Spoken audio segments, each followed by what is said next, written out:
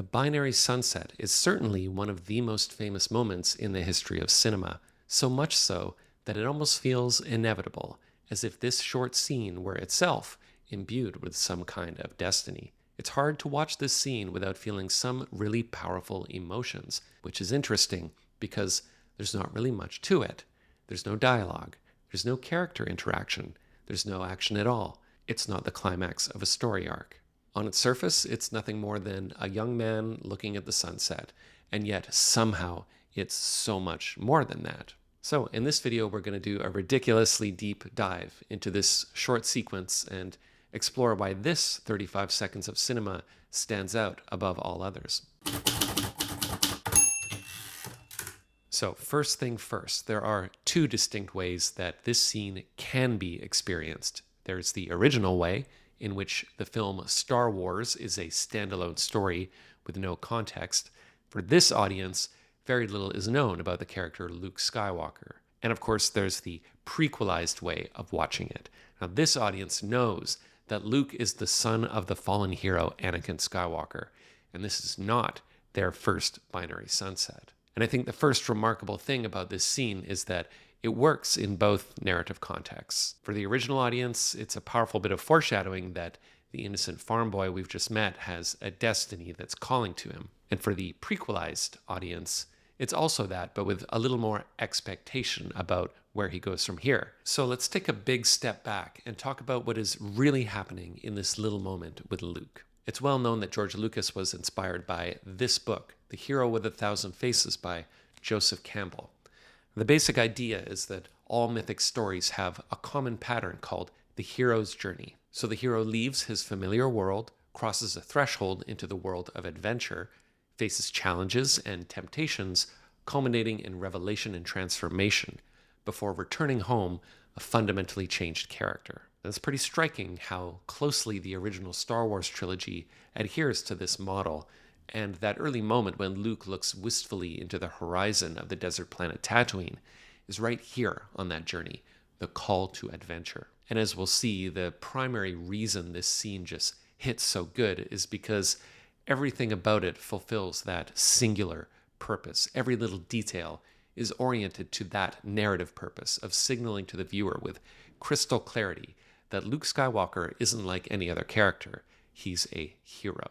So let's put the scene in context. Luke has just been arguing with his adopted parents, particularly with Uncle Owen, who denies Luke's request to join the academy a year early.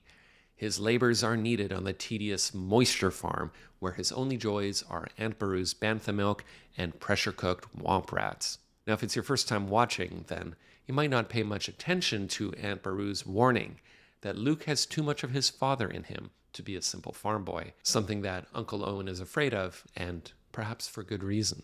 In any case, the boy is clearly frustrated that he's trapped in his world, and that is the context for the scene, which begins with Luke emerging from his desert igloo, a tiny figure in a vast empty landscape. Two suns are setting over the horizon. Just in case you forgot, this was a space adventure. And of course, this is where the all-important musical cue begins. Now, I'm sure it goes without saying here that John Williams' score is critical to the scene. In fact, it probably wouldn't be a stretch to argue that this particular piece is the best film score of all time. And in fact, John Williams has said himself that it's among his favorite cues in the whole Star Wars franchise, which is really saying something. Today it's called the Force theme, and the general motif goes something like this.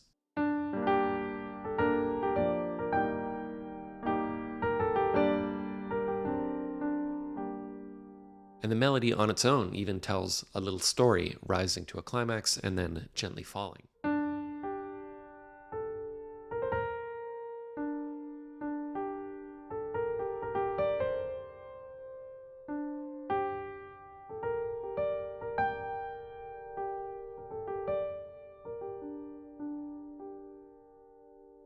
And the musical climax coincides perfectly with Luke's expression as he lifts his head and for a brief moment reveals his heroic potential.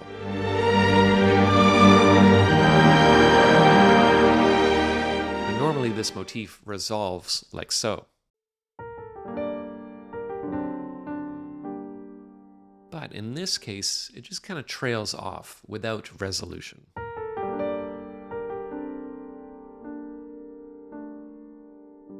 If you're wondering if this is the first instance of the Force theme in the story, it actually does get teased a little earlier when Leia gives R2 the Death Star plans. R2-D2, where are you? And of course, this motif comes up at many key moments throughout the saga, especially any time the will of destiny appears to manifest.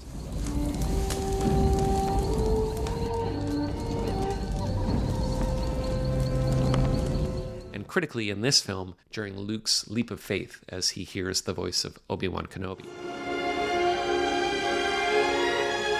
I'll probably make a whole video about this motif at some point, so check out my Patreon and help me to fulfill my destiny. But for now, the point is that this motif is a clue that the binary sunset is about more than just Luke feeling dejected. It's a spiritual moment in which Luke perceives, if only for an instant, the call of destiny. Even the instrumentation is intentional here. The French horn that plays the melody is a hunting instrument which is meant to echo across large distances as if calling to a faraway place. So that's a cool little detail. And I should also mention here that Mark Hamill's performance is often overlooked in this scene, but he must be credited with capturing this yearning expression, without which John Williams might have had no material to work from in the first place. Now let's talk about cinematography and visual effects, and specifically the shot of the suns, which importantly is a real shot of our sun. A little bit of compositing is really the only visual effect here. It's kind of interesting to compare it to later depictions of the same Tatooine sunset, which are more reliant on CGI, and therefore make the sun feel much more alien. I think it just shows that for this particular moment, the empathy that we feel for Luke actually benefits from the technical limitation, just because we recognize this sunset, despite its binariness, as our own. Kind of makes you think about how the approach to visual effects can really make a huge difference in connecting you to a character's experience and humanity. And while we're talking about other sunsets, we should take a look at how this scene is referenced elsewhere in the story, because it actually happens quite a lot. There's the one from Attack of the Clones, when Anakin is searching for his kidnapped mother, which despite being CG is kind of interesting, just because it's the only time the sunset is in the background, rather than the focus of the scene, and it happens so quickly you might not even notice it. Now, interestingly, it does not appear in Episode 1, where it probably would have made a lot more sense.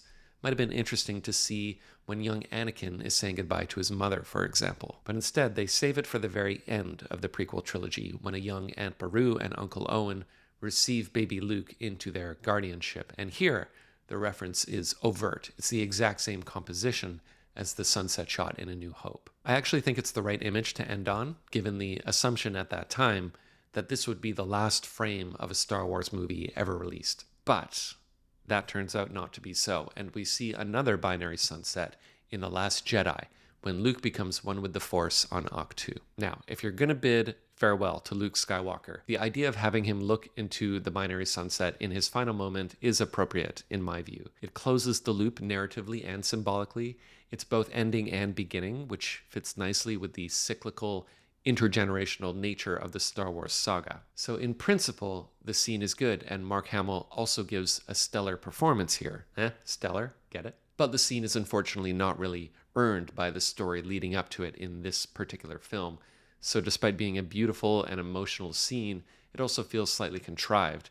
And that's really a shame, because we had one shot at giving Luke a proper send-off. But that's not even the last one, because in keeping with George Lucas's intent to end the saga on the sunset, Disney caps off their sequel trilogy with Rey and BB-8 looking wistfully towards the binary suns. Couple things wrong here. The composition isn't quite the same, and it probably should have been. But most egregious of all, Rey has no natural reason to be there.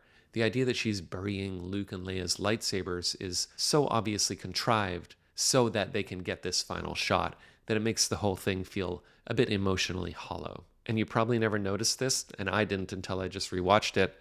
The suns are meant to look like BB-8. Cute.